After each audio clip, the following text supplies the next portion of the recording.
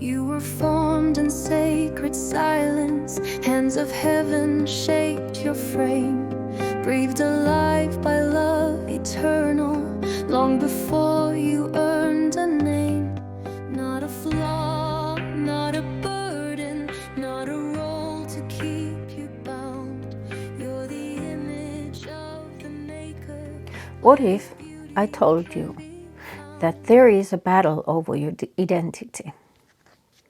A battle for your worth, your dignity, and your purpose. One that is fought every single day. On one side, God has declared you valuable, made in His image. Genesis 1 verse 27.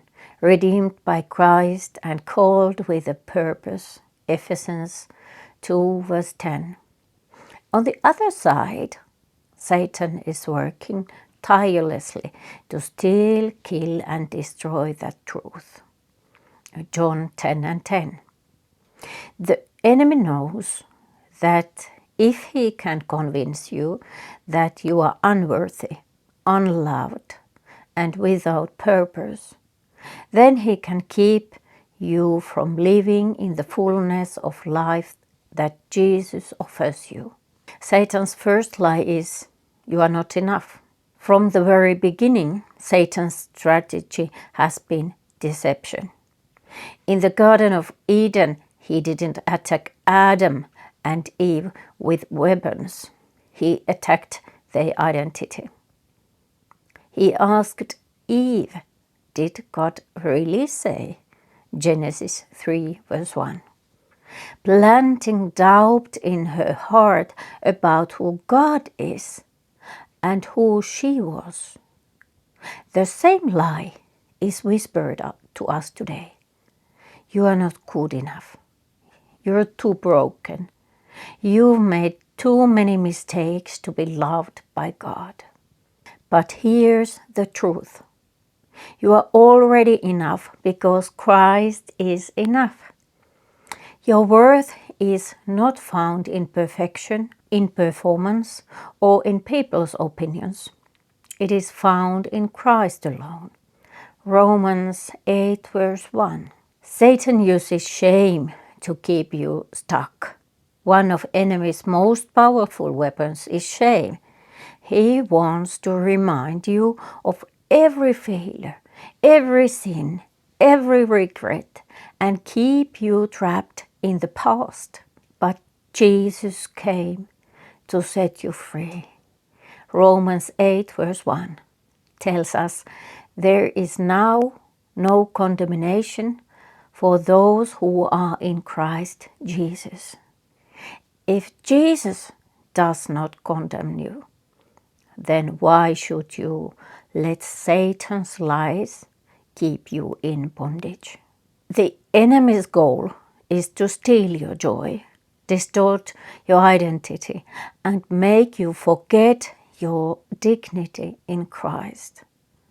But Jesus came to restore what was lost.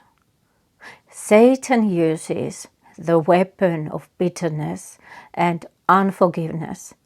He not only attacks our view of ourselves, he also poisons our hearts toward others. He uses bitterness and unforgiveness to keep us chained. Maybe someone has hurt you deeply. Maybe you've been betrayed, rejected, or overlooked. Maybe you feel like justice will never be served. But holding on to bitterness is exactly what Satan wants, because he knows it will destroy you from the inside out.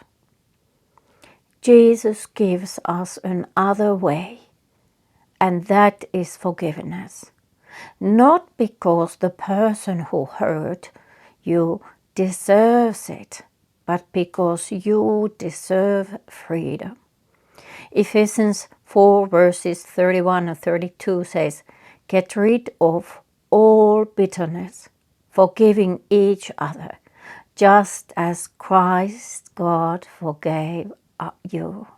Forgiveness is not about excusing sin. It's about releasing yourself from Satan's trap.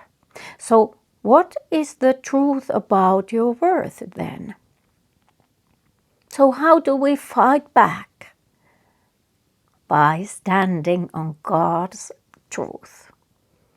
You are fearfully and wonderfully made. Psalm 139, verse 14. You are loved with an everlasting love. Jeremiah 31, verse 3.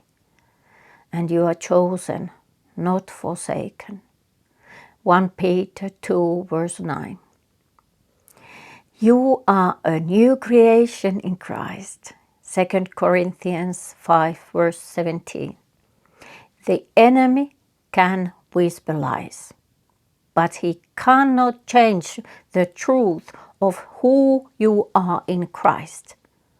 So, let's take back what was stolen. Today, I challenge you to stop letting Satan define your worth.